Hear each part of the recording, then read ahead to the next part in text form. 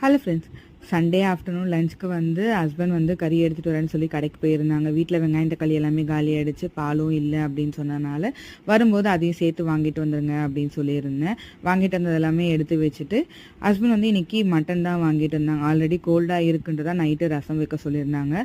காலையிலையும் கொஞ்சம் சூப் மாதிரி வச்சு கொடுத்துரு அப்படின்னு சொல்லியிருந்தாரு. ஸோ அதனால் அவருக்காக சூப்பராக ரெடி பண்ணியிருந்தேன்.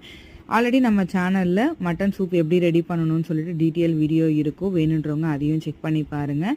இன்றைக்கி மட்டன் தொக்கு மாதிரி தான் பண்ணலான்னு சொல்லிட்டு ரெடி பண்ணிட்டு இருந்தேன். இது ரொம்ப சிம்பிளான கிரேவி தான். வெங்காயம் தக்காளி இஞ்சி பூண்டு பேஸ்ட்டு, அதுக்கப்புறம் கரம் மசாலா, குழம்பு மிளகாத்தூள், ஆல்ரெடி நம்ம வேக வச்சுருந்த மட்டன் எல்லாத்தையுமே சேர்த்துட்டு லாஸ்ட்டாக இறக்கி வைக்கும்போது மட்டும் மிளகு சீரகம் அரைச்சி வச்சிருந்தாலும் அந்த தூள் தூவிட்டு அதுக்கப்புறம் கொஞ்சமாக கொத்தமல்லி தழை தூவி இறக்குனீங்கன்னா தொக்கும் ரெடியாக ஆகிடும். ஹஸ்பண்ட் குளிச்சுட்டு வந்ததுக்கப்புறமா அவருக்கும் சூப் கொஞ்சம் மிளகு தூவி அவர் கையிலையும் கொடுத்துட்டேன். நெக்ஸ்ட் வீடியோவில் பார்க்கலாம்.